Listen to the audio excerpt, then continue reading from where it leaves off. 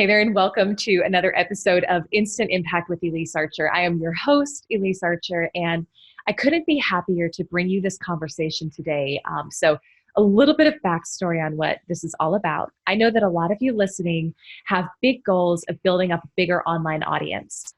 You know that the more people that you can get your message in front of, the more lives you can impact. When I think about most of the clients I work with and most of the people I know who listen to this, it's not just about the money for you.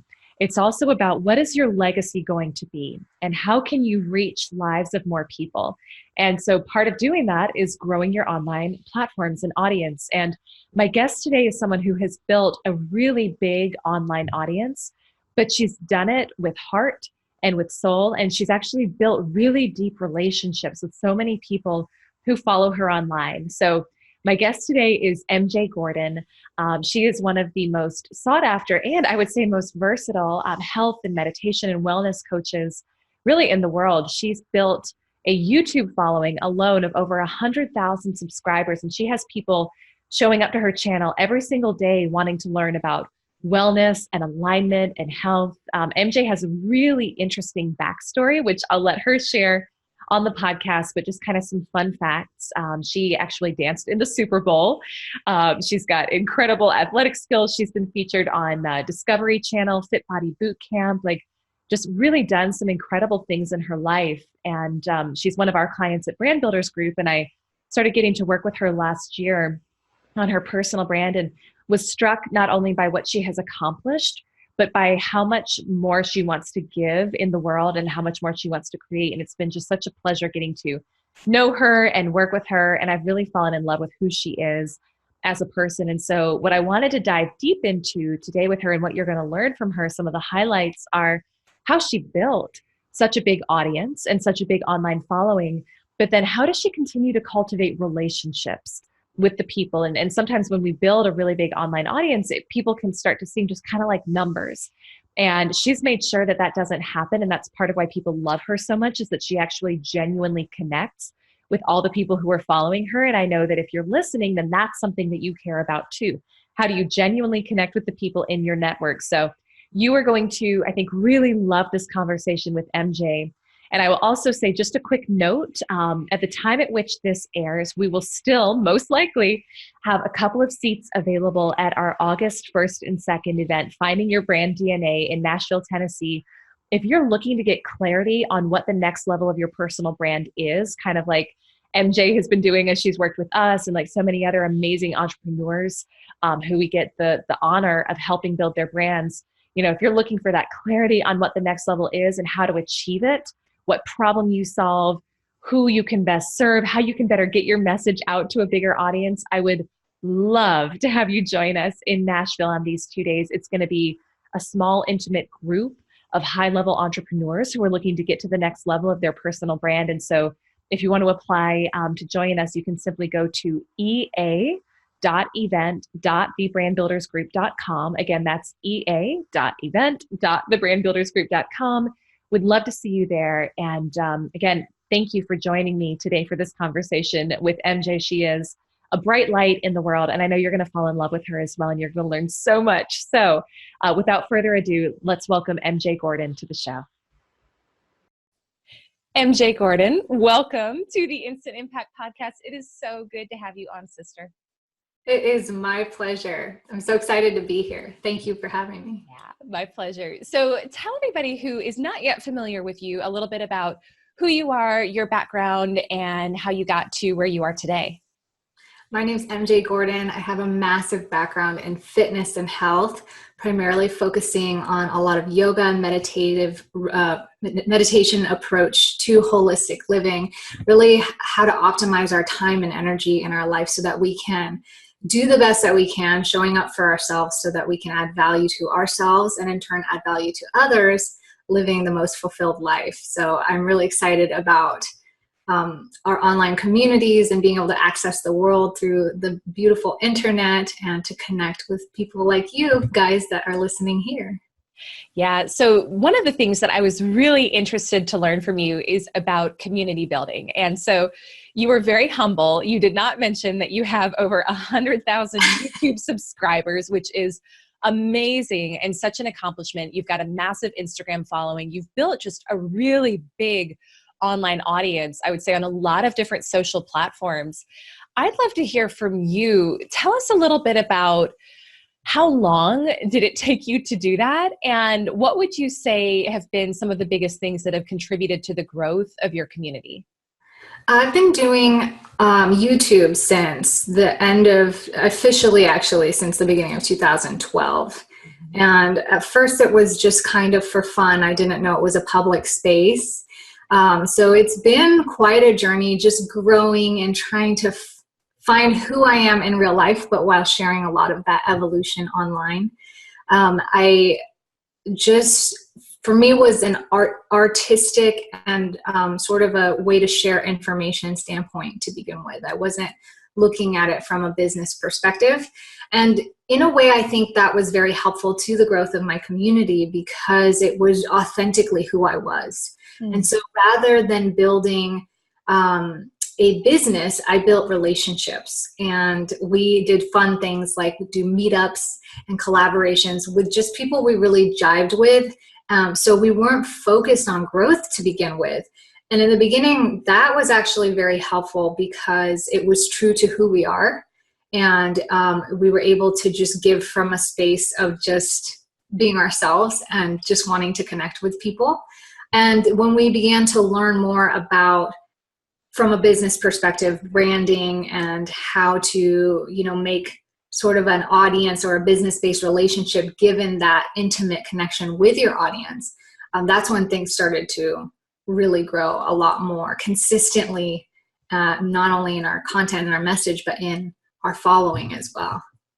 So you talk about sharing your journey with your audience, and this is something where I'd actually like to take a little bit of a step back and go a little bit more into your backstory, because you and I have had, we've been working together for 6 months, something like that. I think not even that long. So I've been able to get to know you a little bit more, but I learned a lot about you when I was doing some research before the show, stuff that I didn't even know about. And it sounds like you came from just a rough childhood, right? And I'd love to hear if you could share a little bit about that journey from childhood, leaving home, I think at age 12, and like just that journey that got you to the more centered, grounded adult that you are now. I think that would be really useful for people to hear about.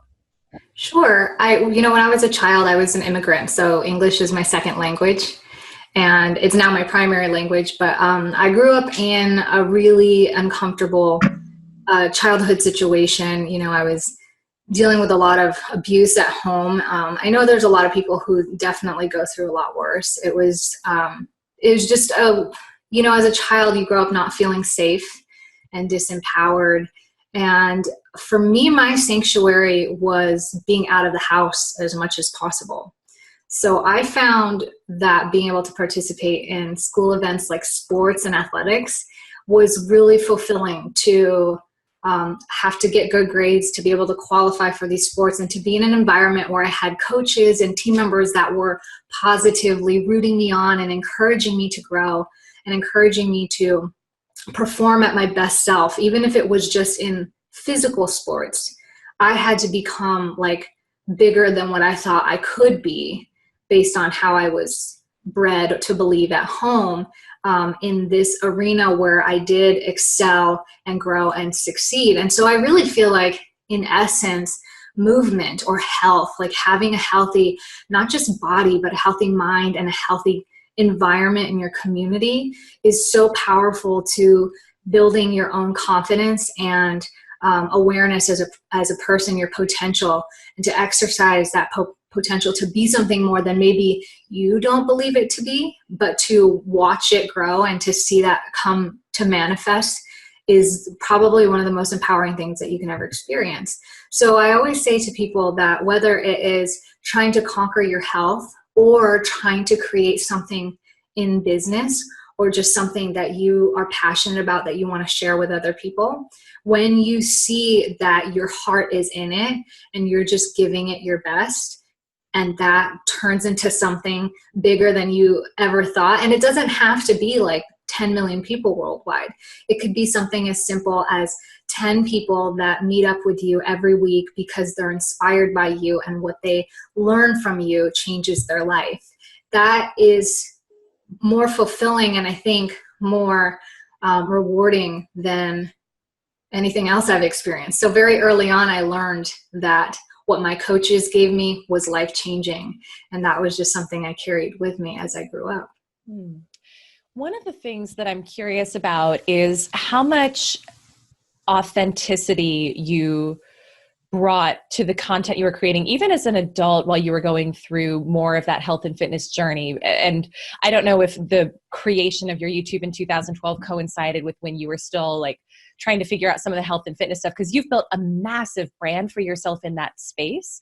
But one of the things that you're very open about on your website and when you talk about who you are is just maybe all the things that a lot of us have tried that didn't work for you, like pills or like quick weight loss. And like, I've tried stuff like that, like way back in the day. And I remember just feeling so sick and just like, I feel like there's got to be a better way to do this. Was that going on when you were starting to build your brand on YouTube, or was that, had you already noticed that?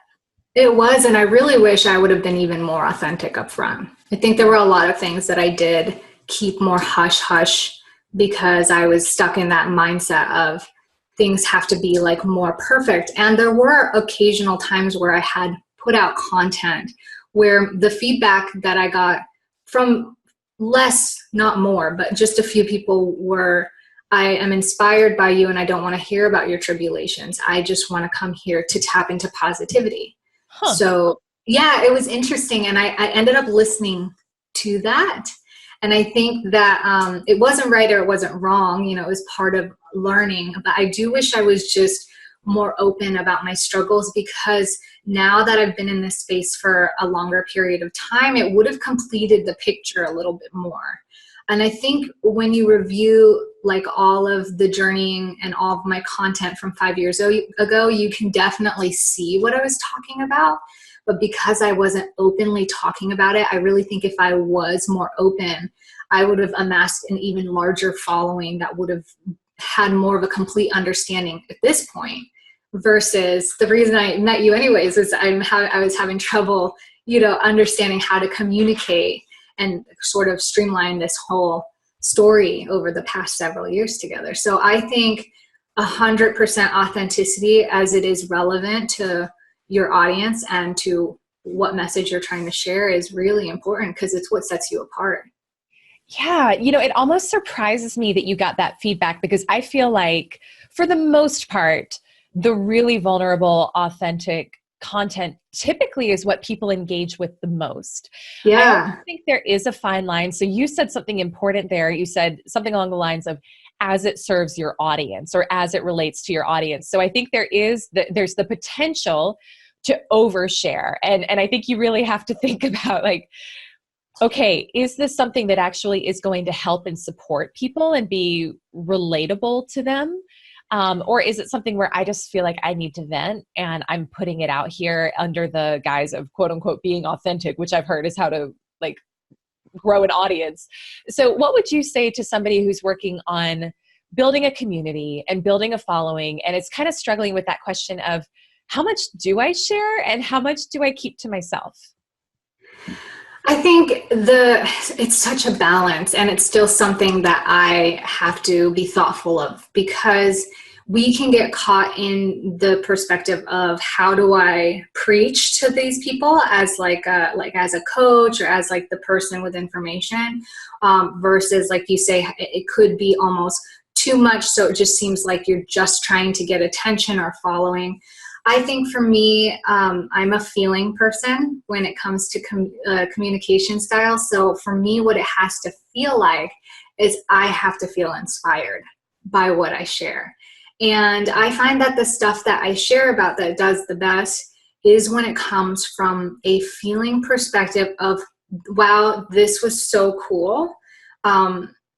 And if I heard it, I would really I really resonate with it as a person. So to be able to separate yourself for a moment and to think, if I heard this story from somebody else, would that add value to me? Would that propel me towards, what I'm going after. So if you're talking about business, is that going to give me insight or some experience that I feel like is going to add to moving forward in this direction?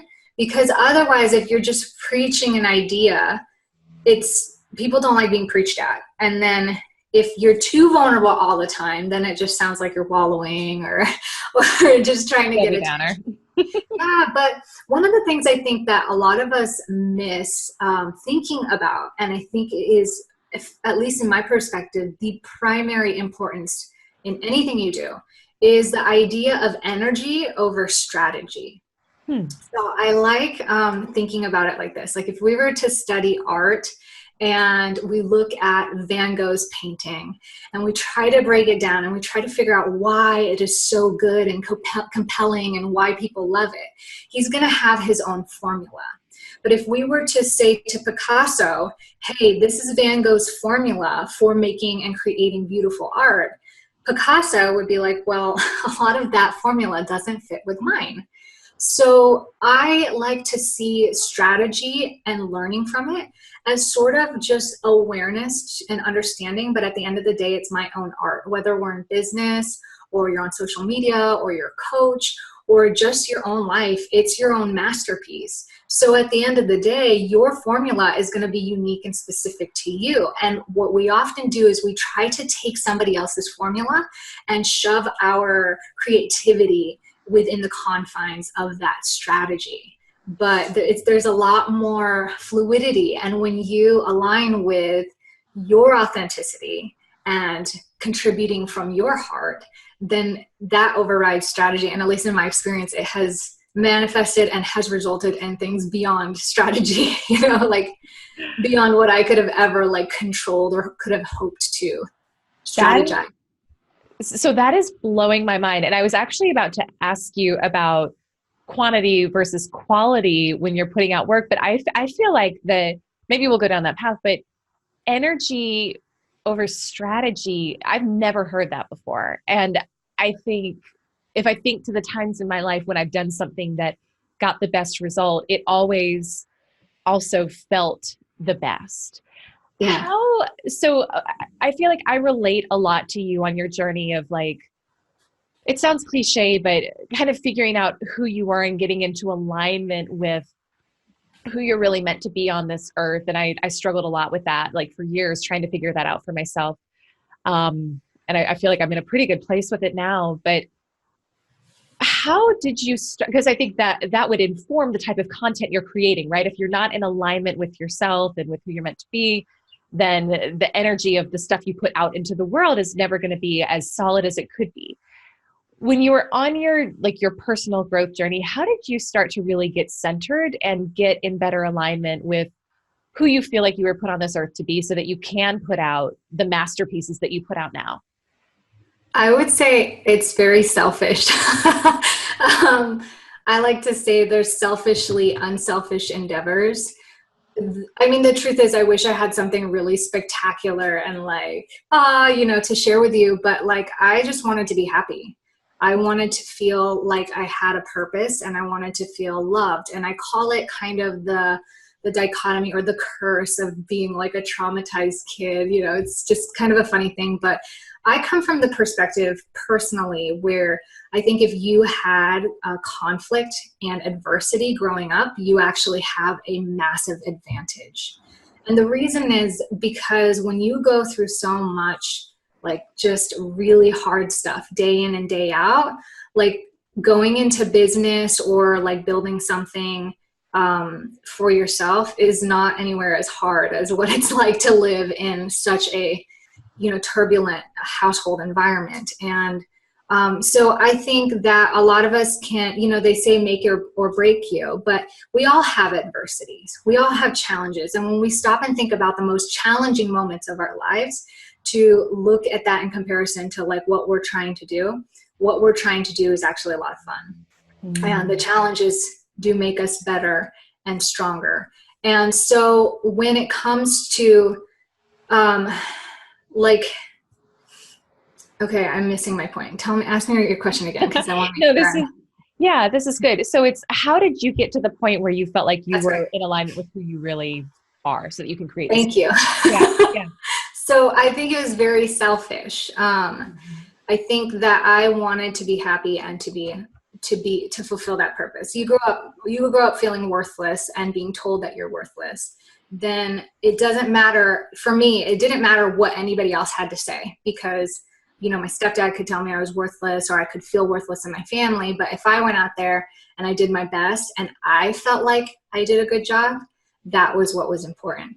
And so on this quest of wanting to prove to myself more than anybody that I had a purpose for being here, and, you know, defying all the things that I was programmed to believe about myself. At first, I tried what everybody else tried. I tried going and getting the material stuff and making a lot of money, and you know, getting the car and the place, the high-rise apartment and all that. And it didn't make me happy when I got there. And so, you know, I did the opposite, and I got rid of it all, and I became an extreme minimalist and an extreme introvert, and I wasn't happy. And so, you know, I started creating for success and all, you know, so you just go down this path and you realize at the end of the day, everything that you read about that seems so cliche is so true on a deeper level. And that whether or not it's biology or it's, you know, like evolution in our brain, we are meant to connect with people, and we are most fulfilled when we serve a purpose that is beyond our ego and beyond our own identity here. So something about us wants to thrive, not just survive. There's something about us that wants to grow, not be complacent. We need challenge in order to build resilience. For us who avoid challenge or who suppress negative feelings, we actually become less resilient doing that. And we actually want to leave a legacy or want to pass something down to our future generations and our children. So why? You know, some people call it spirit, soul. Some people think it's consciousness. Some people say it's just evolution. And that's our way of, you know, survival of the fittest, passing down information so, you know, our species can grow. But at the end of the day, what I found so far is this has been the most fulfilling. It has been the most peaceful, and it has like actually accumulated what I call true happiness and true empowerment versus all the other directions of life. So very selfish, really. Well, here's what's so interesting and powerful about that to me is, to me, this is how it all comes together, what you just shared, whether it's creating amazing content or you like getting in alignment with who you really are, is that it seems like it boiled down to trusting your own instinct and taking back in the focus from everything else around you and everyone around you to yourself, to actually learn how to trust what your gut tells you, what your heart tells you, and then acting according to that. And that's for a lot of people, myself included, that's a very unnatural way to be in the world. And I remember a lot of my teens, early 20s, up until late 20s even, were all like trying to follow a formula for success that I was told by other people. And one of the things that you said, and while yes, like that works, but you don't feel great while you're doing it. One of the things that you said that really stood out to me was the feeling of peace while you're achieving. And that's one thing that really stands out to me about you. And I mean, you haven't even shared this, but like you got a husband, you've got kids, you guys work from home, you homeschool, you've got like it's, I don't know how you do it all, but to be able to do this while also having peace is, you can't put a price tag on that. No, you can't. You can't. Yeah. You really can't. So that was just really powerful. So I'll take it a little bit out of the feel good and into one of the more tactical things, because I actually am curious about this. Yeah. For you, with the content that you put out, how much of it is like planned, like you've got the social media calendar, you know what you're going to be talking about, versus just it's instinct and I feel like this is something I should create now, and so I'm going to put it out into the world? Yeah. So this last year, 2017, was that right? 2018. Yeah. This last year, you can tell. That's how much One of those years. I plan my time around the calendar. We're a whole year off. But the last year that we just went through has been about trying to figure out the strategy of how much to post, when to post, what to post. And it always comes back to that feeling that we talked about. And I like that you call it quality versus quantity, because there was a month and a half there where we did every single day, multiple times a day, just to see how it worked. And I think the content was quality enough, but not something I was proud of. And I know it's something that I'm proud of because I want to read it over and over again. I want to look at it. I want to share it. I want to watch the video again, like myself. And I'm not the type of person that tends to watch things just to entertain myself. So I like try to watch it and feel what it feels like, you know, like I'm trying to feel what it might be experientially for somebody else. But I try to do, to answer your question, I try to do at least something consistent. So even if it's once a week or once a day, I want it to just be consistent. And right now where I'm at is just, it's reinforced in my own experience of adjusting the schedule a few times last year, is that quality beats quantity, period, hands down. When I take the time to put my heart into it and I think about it, you can schedule the post for later, but as many moments as I feel inspired, I really try to use up that inspiration as soon as I can, like right away. So sometimes it might be like, oh, hold on guys, like I gotta write this down because I just thought of something, you know, and I'll put it on the post for later, but I won't necessarily post it now. And I think it's good to think about the things that you're posting, even if your heart is into it and it's totally good, to sit and wait a while and then come back and reflect on it, I think is really good. Because sometimes when it is just something that you're psyched about, then you're not thinking about your audience anymore. You're just thinking about yourself. Mm-hmm. And so it's that balance of being authentically you and sharing what you're passionate about, but making sure you're still serving your audience. And it's still something that I'm trying to refine. Girl, you just challenged me in a good way, because that is one thing where I think I have an opportunity to grow, is just like the really looking at, would this blow my mind if I create this content? Because sometimes I'll just be very truthful here. I'm like, I have a schedule. I have to put this content out. So I'm just going to do it and I'm going to check the box and I'm going to move on. That sounds terrible. But that, honestly, that's sometimes how I think about it is, okay, I have to think of myself like a media company. So I got to put out content no matter what. But hearing this from you is really interesting to me. Would you say, when you think about the size of the audiences that you've grown and you think back to why you've done that, is it because of that quality focus for you? Or is there anything else that you would say really, because at the end of the day, we're really looking to grow audiences, connect with people. And if that's what does it, then maybe I need to rethink my strategy. Tell me about how much has that played into the audience growth that you've had? I think it's the reason that I even have an audience, because if you followed my journey for the last 7 years, my strategy has been non-existent. My content has been all over the place. Like really, it's quite confusing, my brand. And had I understood everything that I did now, I really think my audience would have been much larger for being on internet for, 6-7 years or however long it's been.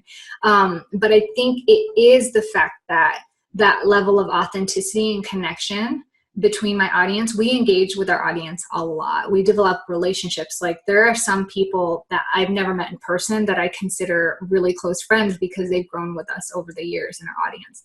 And so even though my brand online and my image has changed a couple times as I've evolved, I still retain a large portion of that audience because they don't care. They just want to support what I do and they like what I'm about and they've been there since the beginning. And that, I feel like, is more just like something I'm so grateful and gifted to be able to have with these connections because of that authenticity.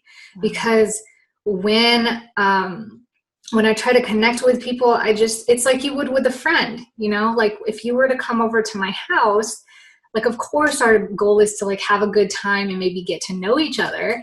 But if I just talked about myself the whole time, then you wouldn't feel like I'm getting to know you very well. So how can I make a connection via the social media space or the online space, even in the business space, when I am doing photography, you know, for my own personal business. Like, it's not just about how do I create these photos for you, but how do I build a relationship with you so that I understand you and can better serve you, so that our connection is meaningful.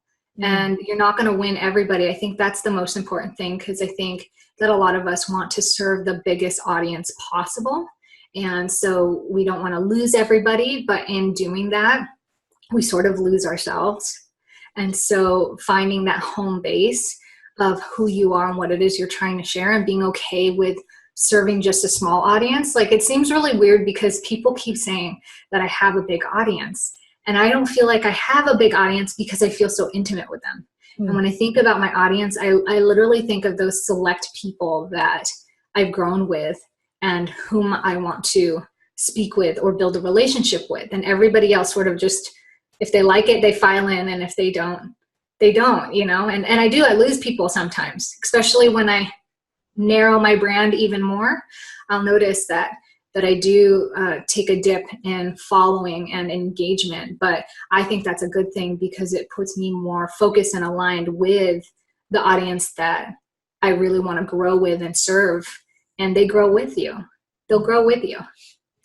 Yeah. You know, as you talk, I reflect back that it seems like so much of your approach to community building and your own life it's almost like a slowing down and a grounding process, to not be so focused at frantically like growing and scaling and trying to just amass, but it's more, how can I truly maximize each interaction with each person, whether it's face-to-face or online? How can I maximize this piece of art that I'm putting out? You could even think about your content like that, right? And a lot of yours is. But how do and I think that's part of why I love the concept of instant impact. It's how do we make the biggest impact in the shortest amount of time for the people who we interact with? And I think by slowing down, we can often do that. It's like an interaction with people. Like, if we're at a party and there's 50 people at the party, if your goal is to make an instant impact, then the first person who comes up to you, you give them your total presence. You give them your total heart. You show up for them where they need you. And they might be not enjoying the party maybe, and you want to be enjoying the party. But if you're trying to impact somebody, maybe they're not enjoying the party because somebody just passed away. And so you hold that space despite the fact that the party is going on. Yes. So like in the audience, it's the whole world, and the whole world is noisy. And I think a lot of what people are too focused on, it's kind of cliche because of course we want our audience to grow. We want to impact the most people, but we start to focus on like the numbers more than the actual impact itself. And I think that when you find fulfillment in impacting just whoever who needs that impact that you're offering right there, then the audience will grow. So I always had this theory in business, and it's totally like how it works for me, that there's two ways you can go. You can set a goal, and then you can hustle and grind and control your path to meet that goal. That's very, very doable, and it's a system that works and a system that many people follow. I prefer to ask myself what I want to feel or accomplish. So if it's impact, rather than saying I want to impact, and so a lot of people are not going to like this because some people like having hard set goals. Like, I want to impact 10 million people by 2021. You know, I don't think there's anything wrong with having that goal, but I think a lot of times we hold fast or hold tight to what that is supposed to look like. So for me, I just wanted to feel like what I was doing was helping people and connecting with them. And I wanted to feel like my work was fulfilling.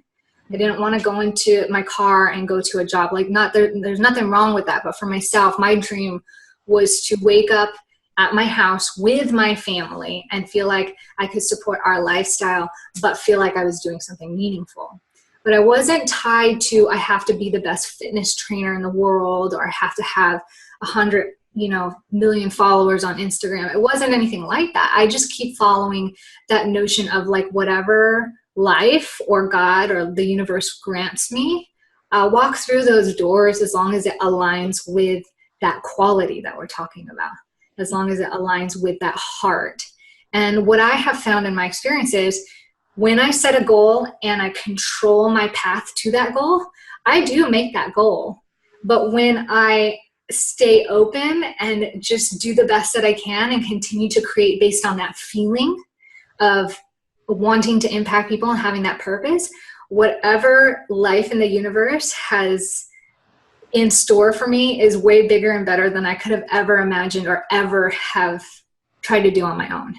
Yes. Oh my gosh. Amen to everything you just said, because I have experienced that so many times in my own life. And it's a continuous process of learning to be okay with letting go of what we think is good for us or what we think is needed, because the thing that God/the universe really has in store for us is it's always better. It's always better. So I love this conversation. I feel like I could talk to you forever about this. We also have to, we have to be mindful of time here. So we've got to wind down, but tell everybody a little bit about how they can get in touch with you if they want to follow you online, if they're curious about working with you. Like, tell people about what you do, how you help people, and how they can connect with you.